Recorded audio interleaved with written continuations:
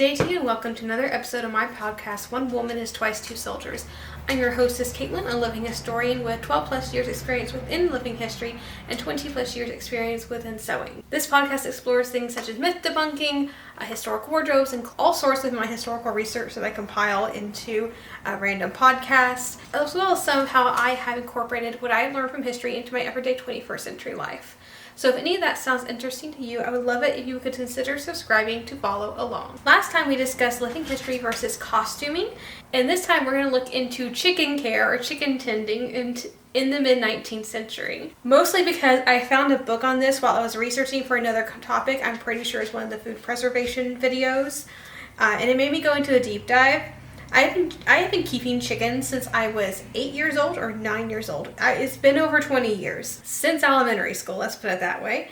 And so I have been doing chicken things for a while. In fact, if you're watching this video just randomly throughout the video, I will put images and footage of my own chickens in just for fun.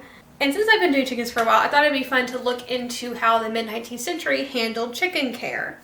So I picked the mid-19th century because I want to get into a little bit of the breeds of chickens. And I find that most breeds that we are familiar with today, even the heritage breed chickens, didn't come about until the 1870s or so. And I wanted to highlight breeds that were older. Also, a lot of the very old breeds are endangered or critically endangered today, and I felt like they needed a spotlight to maybe get some support for our endangered species of heritage livestock. Perhaps it'll encourage somebody out there to do some research and maybe keep an older breed to keep them around just a little bit longer. Also, as an aside, I have no idea why this has never occurred to me before, but I have realized that although I do quote my sources with the author and the date and title and say things like, hey, you can go to Google Books and find all these sources if you would like to read further for yourself, that is a little bit of a hassle. And so I thought it'd be easier for my listeners if I, in the description of the video, would put together the links for all the sources instead of just expecting you to be able to type it in and look for it yourself. So I'm going to be putting sources in this video. I did it for the last one as well, but I thought I'd just mention it in case you're used to watching my podcast or listening to my podcast and there not being any resource links. They're going to start being in the videos, and if I ever get the time, I will go back and just do all the past podcasts as well. There's only 20 something of them, so in theory this shouldn't be too bad, but we'll see if I have the time to do that. So without further ado, let's go ahead and get started. We're going to spend quite a bit of time today with the American Poultry Yard, which is written by Daniel J. Brown and Samuel Allen, and it was published in 1856.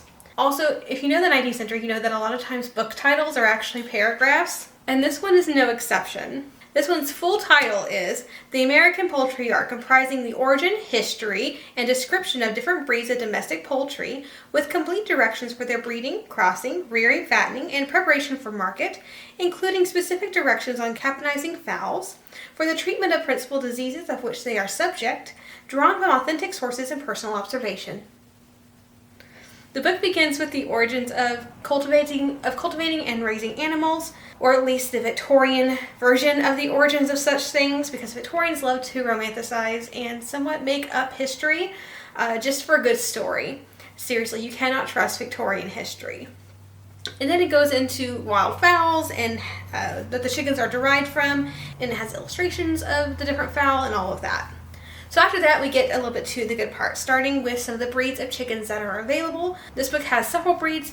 Other books I read from the same time period listed a whole lot more breeds. So I suppose it was more of what their definition of a breed was, because this is really before things like the American Kennel Club and organizations that said here are the breeds and here are their characteristics and what we expect from them.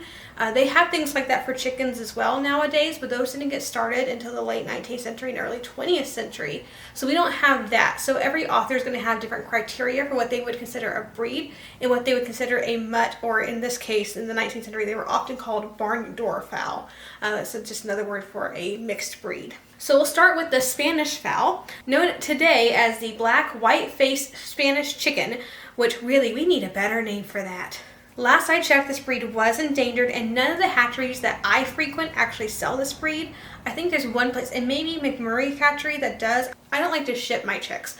I prefer to go pick them up from the hatchery, and that one was a little bit further away from me, and I didn't want to go. It was one of the hatcheries that was further away that actually that does have them now. Several years ago, nobody had them, but somebody, I believe, does now. I don't have the space for 2 chicken coops right now, so whenever we move, that's on my list of things to do, is to have 2 separate flocks, just to keep the breeds going. This particular chicken, the Spanish chicken, as it was called back then, I think we just need to start calling it the Spanish chicken today, because black, white-faced Spanish chicken is a mouthful. So these are among the first breeds documented here in Texas. Of this breed, the book says, this is a notable race of fowls, possessing many great merits, a spirited and animated appearance, of considerable size, excellent for the table, both in whiteness of flesh and skin, also in flavor, being juicy and tender, and having exceedingly large eggs in considerable numbers. Amongst birds of its own breed, it is not deficient in courage, though it yields without showing much fight to those in which a dash of game blood is in their veins. It should be a general favorite in all large cities, for the additional advantage of that no soil of smoke or dirt is apparent in its plumage. The thoroughbred birds of the fancy should be entirely black, as far as feathers are concerned, and in when high condition, display a greenish metallic. The combs of both the cock and the hen are exceedingly large, of vivid and most brilliant scarlet, that of the hen drooping over to one side. Their singularmost feature is a large white patch, or earlobe, on the cheek, a fleshy substance, similar to the wattles, which are small in hens but large and very conspicuous in the cocks. This marked contrast of black, bright red, and white makes the head of the Spanish cock as handsome as that of any other variety, and in the genuine breed, the whole form is equally good. But the scraggy, long-legged, misshapen mongrels are often met with, enough to throw discredit on the whole race. Some birds are occasionally produced handsomely streaked with red on the hackles and back. This is no proof of bad breeding, if other points are right. Spanish hens are also of large size and good figure, and are celebrated as good layers, producing large, quite white eggs of a particular shape, being very thick at both ends, yet tapering off a little at each. They are by no means very good mothers of families, even when they do sit, which they will not often condescend to do, proving very careless, and frequently trampling half their brood underfoot. That is actually very good to know. But the inconveniences of this habit are easily obviated by causing the eggs to be hatched by some more motherly hen. It has been noticed that this variety of fowl frequently loses nearly all the feathers on the body, besides the usual quantity at the neck, wings, and tail, and if they molt late and the weather is severe, they feel it much." End quote. The next breed discussed is the Dorking chicken, which are still around today. The original Dorkings are said to be white, but apparently other colors were popular by the mid-1850s.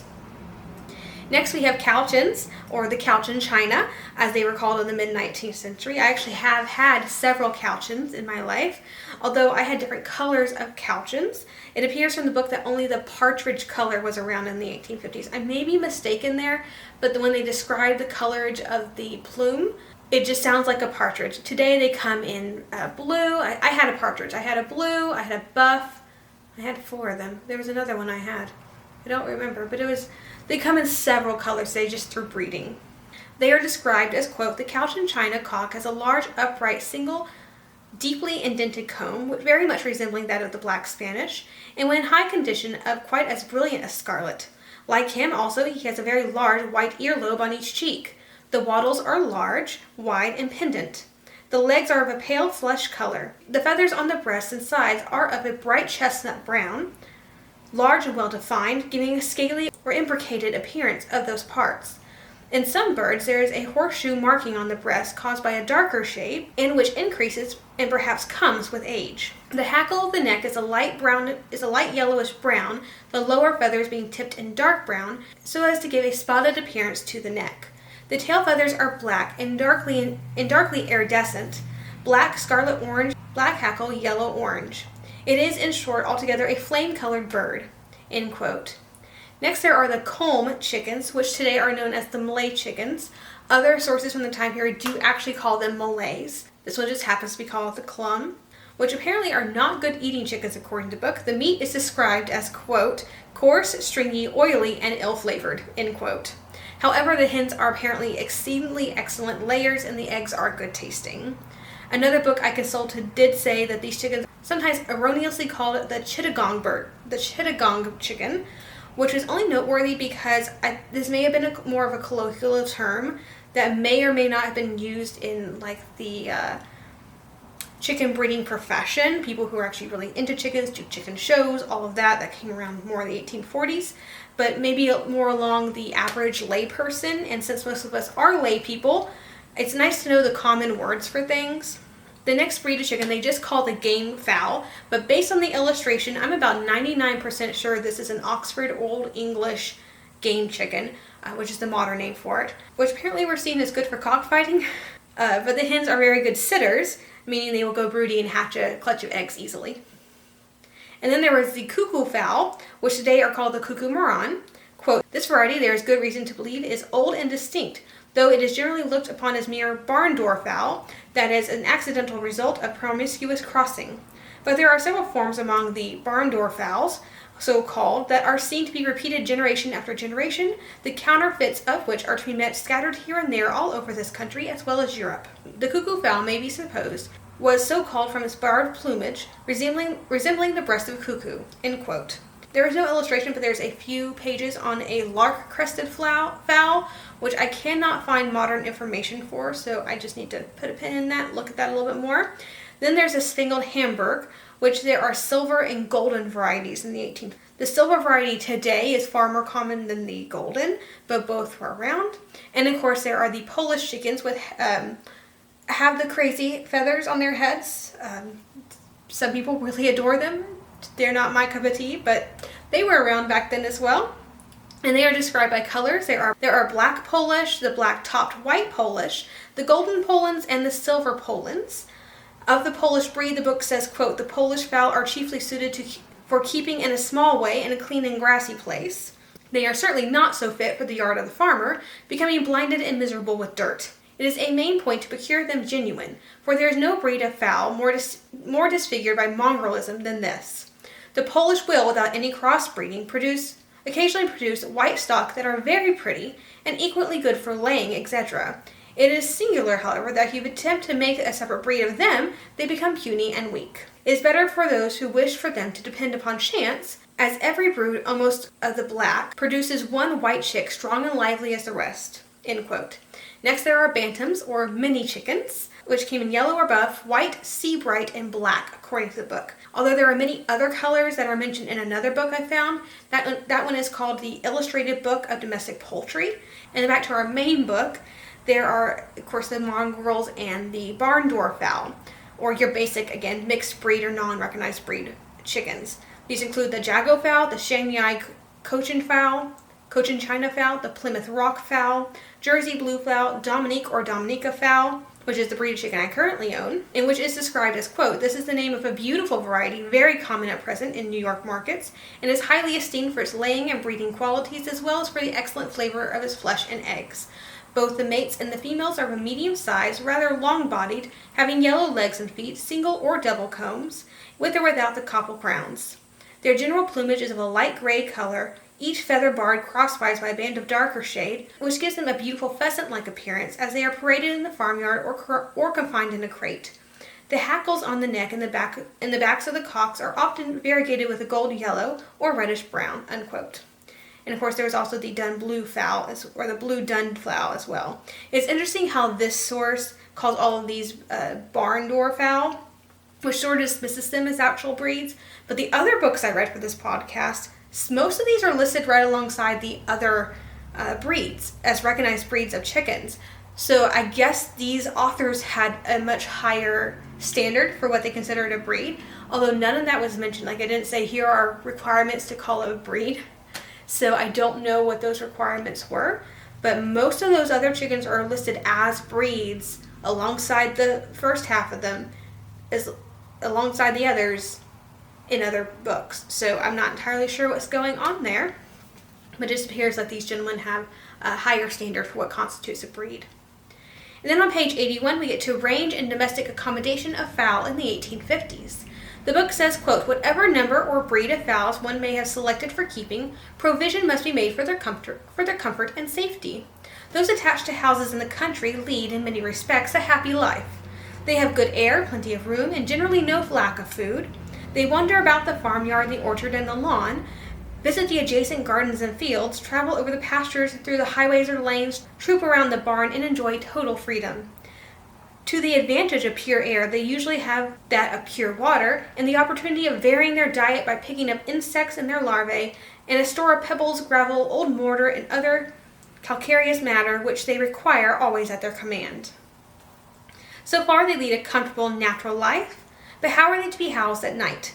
In many instances, in a proper and well-built poultry house, with perches judiciously arranged, and boxes lined with straw for the laying and sitting hens, but often in places utterly unfit for them.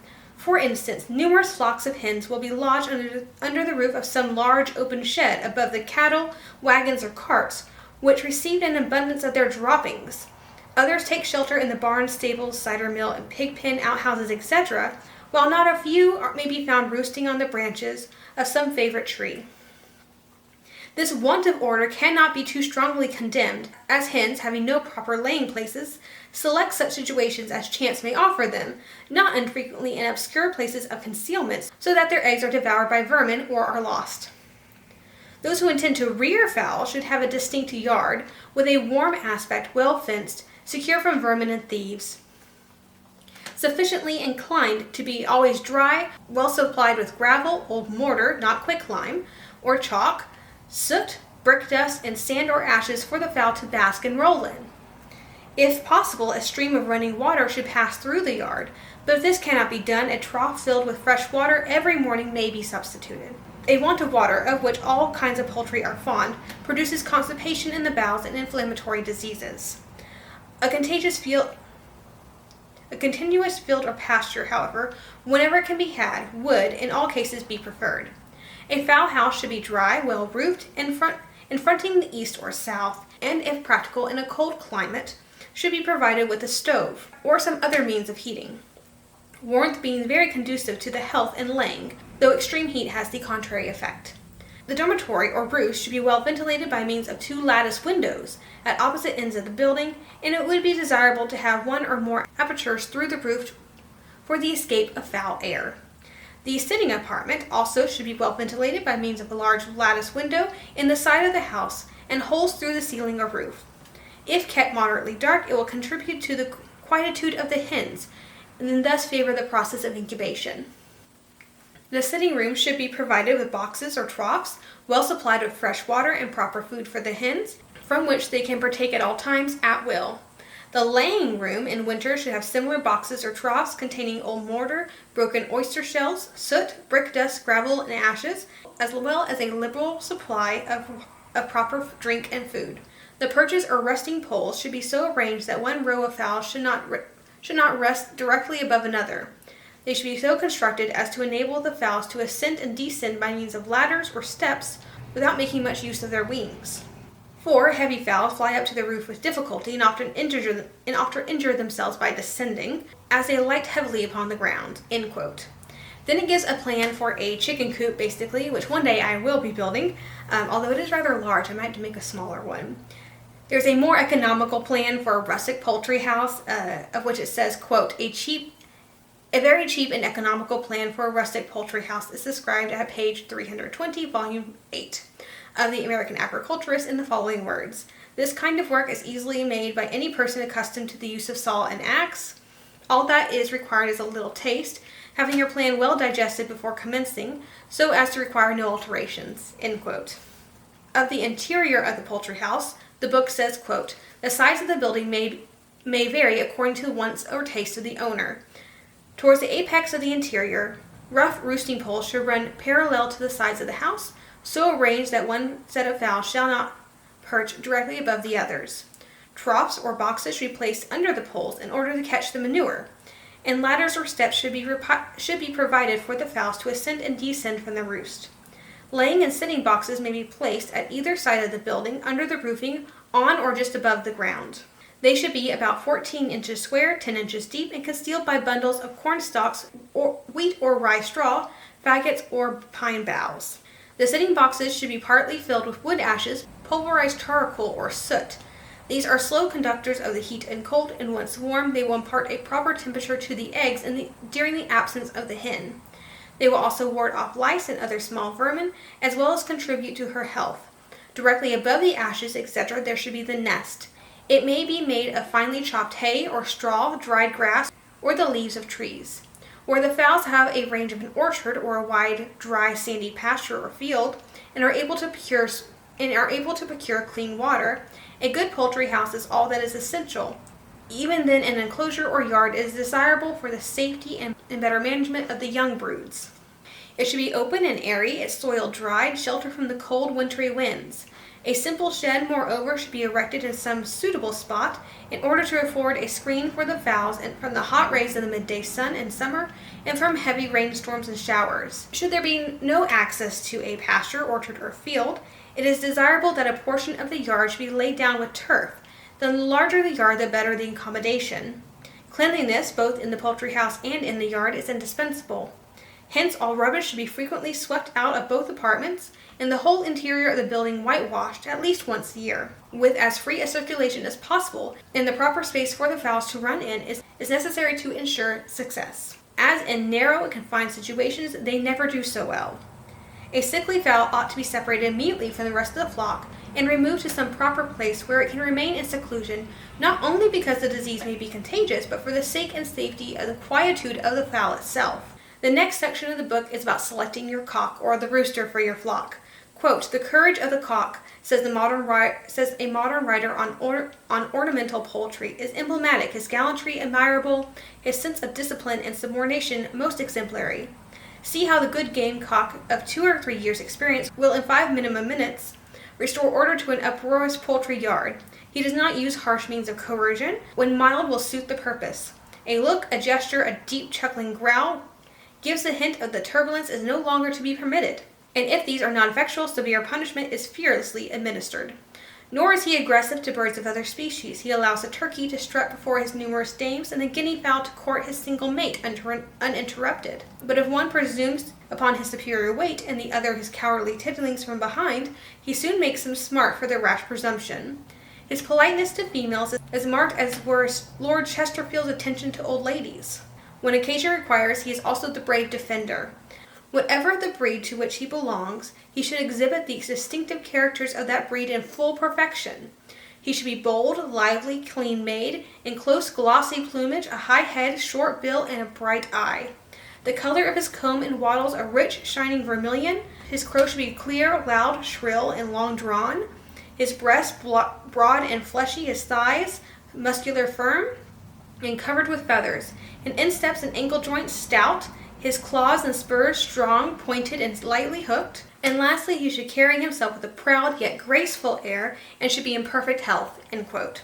This was actually a quote from a previous book in 1849 called The American Agriculturist. It's volume 8. If anyone would like to read that, I do have it in the notes as well.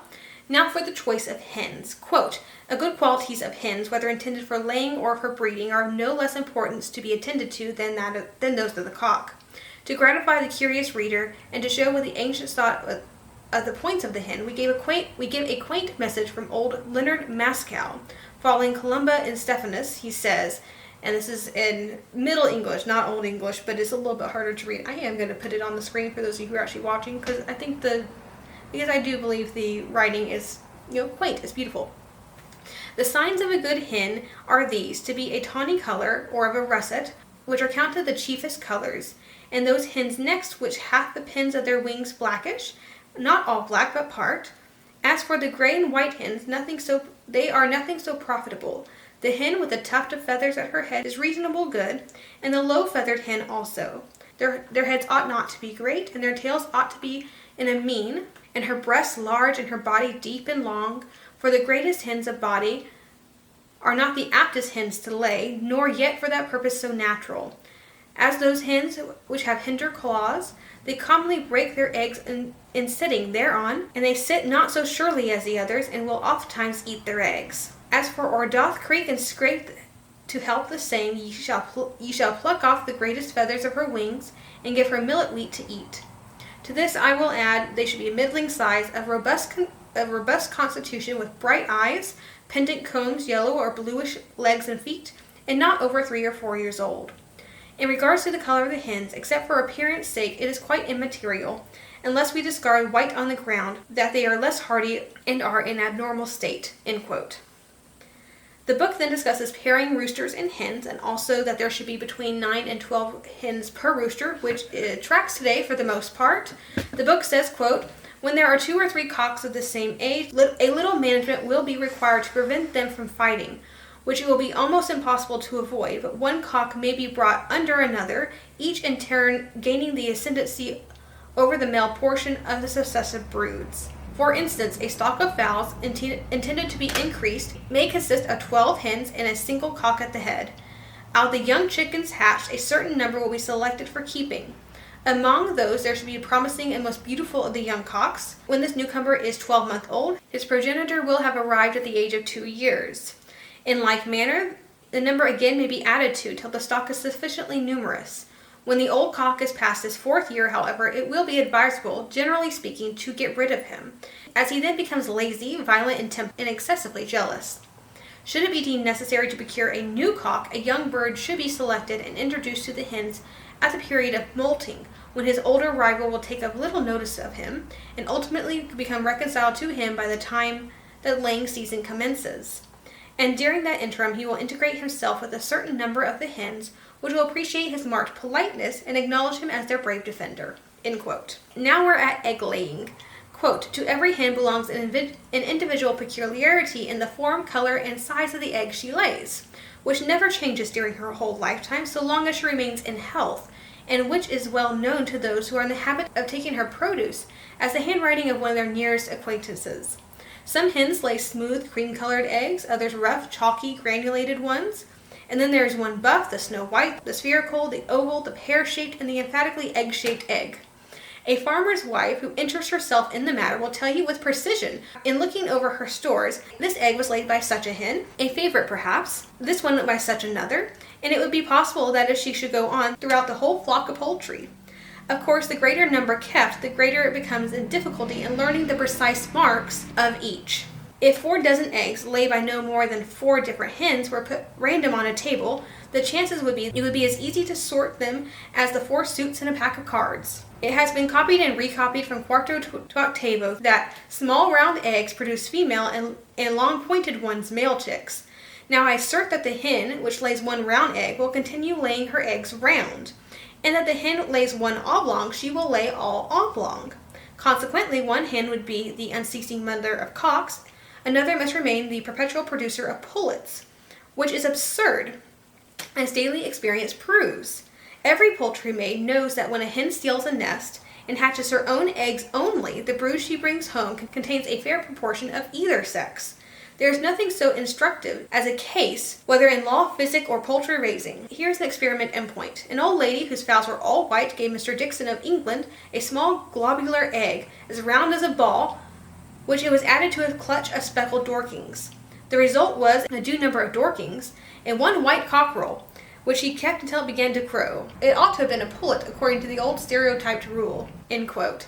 Now I find this quote quite interesting and amusing because there are still people today who will tell you that a round egg is a female and the oblong or the ovular eggs are a male, which I have found equal numbers of people who swear up and down that they've tested it out in incubators, who say it's true, and others who say the same thing and say it's false. And again, both sides stating emphatically that they have tested this in incubators and found it to be either true or false, depending on the person. I do wonder if it's actually a breed thing. Maybe the rule is true with some breeds of chickens and it's false in others, which would explain the differing results from different people. I mean, I have people who swear you can't sex a chick except by venting or by doing a little feather trick when they're a day old. But with my Dominiques, I've been able to successfully sex them beginning at 2 weeks old because the roosters have more white in their plumage than the hens do, and they're more black. Is that a trait from the hatchery that I get my Dominiques from, or is it an actual breed trait? I don't actually know. But it's been 100% accurate as long as I don't second guess myself. I do find it interesting that it is considered an old wives' tale and a stereotypical rule in 1836. So this must be quite an old story that is being told. The next section is on preserving eggs, which is split into 2 parts. preserving for cooking and preserving for hatching. We have already been over preserving for cooking, as we already discussed several ways to do that in the food preservation podcast. Of hatching eggs, the book says, quote, eggs for hatching should be as fresh as possible. If laid the very same day, so much the better. This is not always possible when a particular stock is required to be increased, but if a numerous and healthy brood is all that is wanted, the most recent eggs should be selected. Some books tell us that the eggs to be hatched should not be more than a fortnight. Others say not more than a month old. It is difficult to fix the exact term during which the viability of the egg remains undistinguished. It undoubtedly varies from the very first, according to the vigor of the parent in the enclosed germ, and fades away gradually till the final moment of non-existence. But long before that moment, the principle of life becomes so feeble that it is almost unavailable for practical purposes. The chicks in the stale eggs give not sufficient strength to extricate themselves from the shell. If assisted, the yolk is found to be only partially absorbed into the abdomen, if not at all, and they are too faint to stand, and the muscles of the neck are unable to lift their heads, much less to peck. And although they may sometimes be saved by extreme care, their usual fate is to be trampled to death by their mother, if they do not expire almost as soon as they begin to draw breath. End quote. We are mostly going to skip the sections on breeding and incubation of eggs, but I did like how they mentioned how wild birds lay a clutch of eggs and then they sit on them, whereas the domestic chicken has been bred to lay regularly and they rarely sit. Quote, a wild hen will lay no more eggs than she can conveniently cover, and her periods for laying and for incubation will be fixed and regular. On the contrary, domestic hens will lay many more eggs than they can cover. Some lay every other day or every other day for 9 months out of the 12, and never or rarely evidence a desire to incubate, while others manifest this desire at some one period and others at another period. Among a flock of hens, these diversities will show themselves, and the advantage may be taken of them with benefit to their owner. End quote. Although I do love their illustrations of the ovum in a chicken and the stages of incubation, they were a little bit sparse, but they were really well done illustrations. There's also a whole section on artificial incubation, which I think I knew was a concept in this era, but it was still really surprised me to see that. The authors don't particularly seem fond of the idea of artificially hatching eggs, of the artificial egg hatching machines. After hatching, it is recommended to find a nurse hen who would take the chicks, but if that wasn't available, there were wooden trays or boxes that could be kept warm for the chicks. They are described as, quote, framed of a board 10 inches broad and 15 inches long, resting on 2 legs in front, 4 inches in height, and on 2 props behind, 2 inches in height. The board must be perforated with many small giblet holes for the escape of heated air, and lined with lambskin, dressed with the wool on, the woolly sides to come in contact with the chickens. Over 3 of these mothers, a wicker basket is to be placed for the protection of the chickens, end quote. As an aside, I love the term they use for women who tend poultry, poultry maid. I think that's adorable. Now that the chicks are a bit older, we get to chicken coops, which are different than poultry houses or hen houses before, which houses the whole flock. Coops were smaller, more for hens who had just laid or who had just had chicks as a protection as the chicks grow. There are several illustrations in the book for these coops, from triangular marquee styles to the ones made from a barrel. Under feeding, which is called fattening, there's a whole section on broiling the grains, which will be fed to the chickens under the pretense that it makes the food swell up and therefore it takes less food to fill a chicken's crop, which is basically their stomach. It's kind of housed in their chest area. It's like not down where we would have our stomach. It's kind of up. It's called a crop. And on most chickens, you can like feel it when it's full. It's also very important when you're butchering chickens not to get all that stuff, because it's kind of gross in there. I mean, it's not like a stomach acid or anything. It's literally just the bugs and stuff that they eat. But I don't like that over my meat, so I tried to not cut that on accident. Anyway, there were several pages of experiments in which the whole grains which ones were the most healthful and also which grew the most when boiling. The final section on chickens was on killing and preparing the meat for market. Quote, the most approved mode for fitting fowls for market is to kill them by cutting off their heads on a block of wood in a single blow with a hatchet or an axe, which will deprive them at once of life and drain the flesh of their blood. Then the feathers and pin feathers should immediately be plucked off, the intestines removed, and the blood washed out with cold water, carefully hung on a cool, dry room until ready to convey to market, or otherwise to be used. End quote. That's different than how most modern folks would butcher chickens. It's actually the exact steps that I take. Although I wasn't necessarily trying to do it the period way, it just seemed the most logical to me. Most modern folks will boil the carcass for a minute as it makes plucking easier. but I only ever butcher 1 or maybe 2 chickens at a time, so it's inconvenient to get a whole pot of water boiling just to dunk 1 chicken for a minute or so. The rest of the book is about other types of poultry, so like geese, peafowl, turkeys, which we're not going to get into today. That could be another interesting part 2 video, maybe next year or so. The last section is on diseases of poultry, which I also don't think we're going to get into today. The Illustrated Book of Domestic Poultry in 1857, which we did briefly discuss before, has some very nice illustration on poultry houses, as well as a very nice illustration of a hatching apparatus, or incubator, as it would be called today. And it has a bunch of people surrounding it, which okay, as an aside, I love these random images of people in books and articles where clothing is not the main focus. So they're not like fashion plates, which are going to be extravagant and not the average person's clothes. These are going to be like normal clothing, like out and about at a show or an exhibition or something like that. It's not the runway fashion that we see in fashion magazines. It's just regular normal clothing that people are wearing. So I actually really like when I find illustrations like this in these types of books. This book also contains images of a waterer, or called a fountain actually, which looks remarkably similar to the modern galvanized and plastic chicken waters that we use today, which I don't know, I would not have thought that was this old. Now this does appear to be a new type of invention, but yeah, definitely would not have pegged it for the 1850s. My favorite part of this particular book, other than the frequent colored illustrations of each breed, which were very lovely, was a quote about the chicken tender, or the poultry maid. Quote, "In extensive farms, there must always be a person that can be depended upon for the management of fowls, an office usually entrusted to an elderly woman or a girl. To acquit herself properly of this employ, she must be cleanly, careful, mild, patient, clever, attentive, and vigilant. When all of these qualities are combined in her, she is the perfect treasure, and ought not to be parted with for slight cause.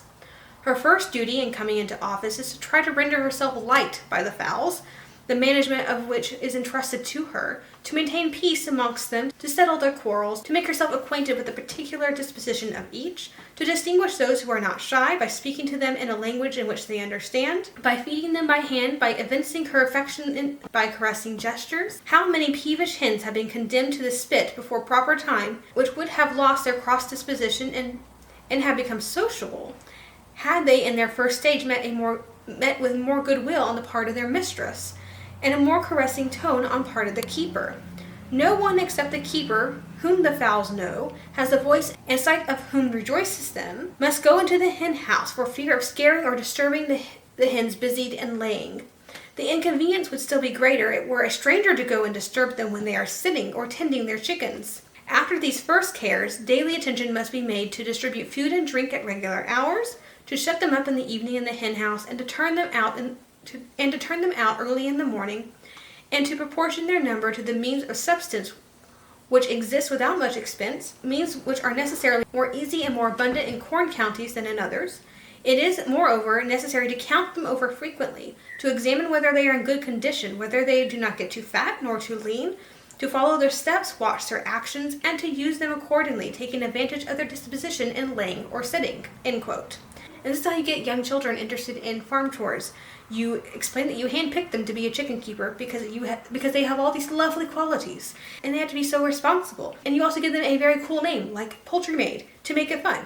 It keeps the chore interesting for at least a month or two before the novelty wears off. I also find it very interesting that we don't use the term hen house so much anymore. We use chicken coop, which they also had chicken coops, but they use that for a different type of building than what we use it today. What we call chicken coops, they would have called hen houses or poultry houses. However, our chicken coops are more or less the size of period chicken coops that they would house like a mother and her chicks.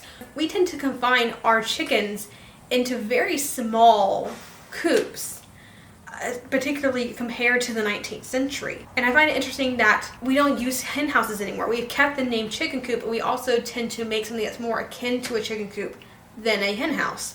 But we use that for our whole flock, not just for hens with newly hatched chicks. The Poultry Yard, which is Elizabeth Watt's 1860 book, will be the last that we discuss today. She has good thoughts on hen houses and such. Quote, "The necessary appliances for keeping fowls are houses and runs, sheds for shelter, and coops for young brood, including a hen house, or in changing any building that may happen to be at hand into one. The most important circumstances are that are that it be large in proportion to the number of fowls to be accommodated, well ventilated without draught, dry in the floor and weather tight in the roof. If the house have to be built, perhaps of the cheapest material, to be durable, will be board, with the roof also of wood, covered with patent felt. Windows and openings for ventilation are necessary, and they should be so placed as to give plenty of air, but no draught upon the fowls as they sit at roost. The purchase should be made of round poles, not less than 4 or 5 inches in diameter. For the floor, many good judges recommend beaten earth, with loose dust scattered over it some inches deep, and this is, according to the attention of those who recommend it, excellent for the feet of the birds. The objection to it is that it is a harbor for minute vermin, which are often so troublesome, even destructive to domestic fowls. A good shed will be available adjacent to every hen house. A few rough poles supporting a roof of patent felt, rough board or thatch will make shelter from wet, cold, or heat, which will tell well on the health and well-doing of the flock. It may be made of any length from 4 to 20 feet, or of any width from 4 to 14 feet, and of any height from 4 feet in the back and 3 feet in the front, to 8 feet at the back and 6 feet in the front. It's used to afford shelter and a dry retreat for the fowls at all times and seasons, and let it be well supplied with dry dust, mortar rubbish, gravel, and all the things which fowls require for health and cleanliness. Such a shed, if large enough, will also be found very useful for cooping mother hens in their brood in wet weather." End quote. So the book so far I've mentioned quite a few times that you need like gravel and oyster shells and dust and all of these things for these chickens. And the reason for that is they don't really have stomach acid that is breaking down their food. They take in a good bit of gravel and pebbles and dirt called grit, and basically it grinds the food down in their crops so it can just be digested by the body. So it's different than how we digest our food. So it is essential that chickens have that sort of grit to help them digest their food. On food, Mrs. Watts says, quote, "In regard to feeding, a sufficiency of food of good quality will be found the best economy, but perhaps overfeeding the poultry is the most commonest of any among poultry keepers. In a rather long and extensive experience in poultry keeping and among poultry keepers, we have often been asked how much food the fowls should eat, and to this the unhesitating answer is as much as they will run after with a keen appetite, no more.